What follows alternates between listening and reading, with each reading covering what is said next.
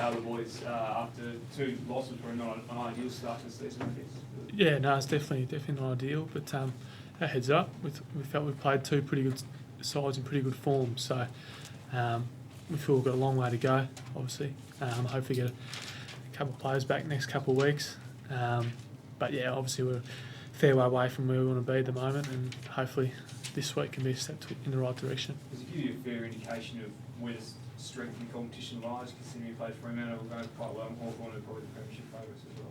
Yeah, definitely. I mean, it's a very even year, as it is most years, but I think everyone takes up a new level each year. So, I mean, we've played 2 pretty good teams, as I said, and hopefully we can force our way back up the ladder. I mean, quite obviously the skill is there, because there were periods in yesterday's game where you ran them ragged. Yeah, definitely. I mean, we showed in moments that our best football is capable of beating any team in the comp, but at the moment we're just not playing 4 quarters, not even playing sort of a good half at the moment. So that's one of the things we'll be focusing on this week, to put a good 4-quarter performance against Melbourne. And how big a hole does Nick Nat and Daniel Kerr leave?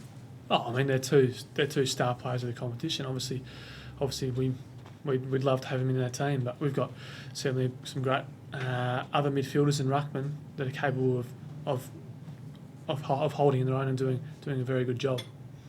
Andrew, we saw Luke Shuey get tagged in round 1, and Liam Shields paid a lot of attention to you yesterday. Is the next step forward for the young midfielders at West Coast to be able to deal with that, to make sure you can beat the opponent you're on, rather than sort of free wheel so much? Perhaps? Yeah, definitely. I think all of us, whether it's myself yesterday, Luke, Scotty Selwood, Matt Prittis, those guys, I think especially the younger boys, we've got to get better at. If we do have someone running with us, we've got to be able to break those tags and perform like we would if we didn't have anyone on us, sort of thing. So that's something as a young midfield group we've got to be better at, and we can't accept sort of performances like we put up yesterday. I mean, our midfield group obviously haven't been going too well last 2 weeks, but we feel hopefully with sort of the 4 weeks we've had so far that we can step up. Did you expect to get that attention this year as one of the more impressive youngsters in the competition over the past couple of seasons? Oh, I don't know whether you expect it, but I mean, it's just a normal thing with AFL football these days. Most teams sort of run with 1 or maybe 2 players from each team, and just happened to be me yesterday, and might be someone else next week. Who knows? But it's just a part of AFL football. Is there someone at the club that you talk to that's got that experience about dealing with tags that you try and learn from? Yeah, Scotty Burns, our midfield coaches, obviously one of the greater Collingwood players. So I'll have a chat with him, and have had a few chats with him in the past just about a few little techniques and sort of strategies to hopefully shake it. We don't get a tag if Daniel Kerr plays. That's a fair assessment. How important then is it to maybe have him back this week? Yeah, I mean, obviously it'd be fantastic if he plays next week, or if the match committee decide to pick him this week, or give him another week in the waffle, whatever we think's best for Daniel for the long run. But no doubt, our midfield will be strengthened big time with Daniel back.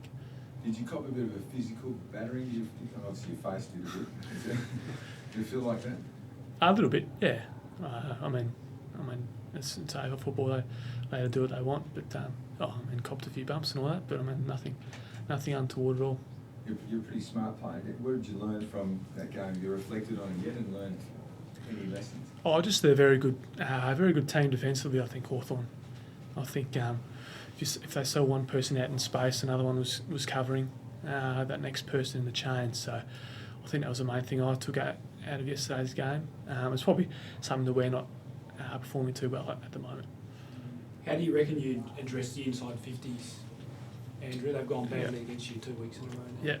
Yeah, I mean, it's the centre bounce clearances. I think is where we're getting beaten pretty easily at the moment. So we've done a bit of work, and we'll continue to do a bit of work around that centre bounce clearances, just to make sure we obviously get it in there a bit more, because at times when we do go in there, we score pretty freely. So, and I mean, Josh Kennedy's taken marks all the time once the ball's in there. We just need to get in there more often. just back on the tagging, what are some of the keys to breaking a tight tag or somebody who's paying you pretty close attention? Oh, I think just staying on the move, getting into good positions. Get a few boys yesterday blocked and sort of helped me out. I think just staying on the move, sort of working up and down the ground, and hopefully in the second half. It was a hot day yesterday, and they were all pretty tired. Hopefully, you're able to get a bit more of the ball. Yeah, and with your endurance, you Yeah. must be pretty confident that you can burn off. Yeah, definitely. I mean, that's one of my strengths, and hopefully that enables me to get a few more touches of the ball than I did sort of yesterday. On average, how many Ks do you run in a game? It varies. Chris Maston, sort of wingers play a similar role, probably 15 to 16. Yeah. Was it Gaffy, that you couldn't outrun them because they were as fit as you, or was it that there was a physical buffeting every time you went near the ball, they took energy out of your body, they tried to block you, that sort of thing? Oh, a bit of combination of both. When they clogged up space pretty well, wasn't too many spaces to sort of move. But I mean, I'm sure we all could have worked probably a little bit harder and able to each other with a few more blocks and shepherds to get some more boys out in space. And what was the incident where you copped the knock to the eye? Oh, I just got a bit of a hit to the eye last couple of minutes. Okay. Nothing untoward. Yeah. It's always great at the end of the game when you get hit, isn't it? Yeah, especially after a 50-point loss. Yeah, that's good.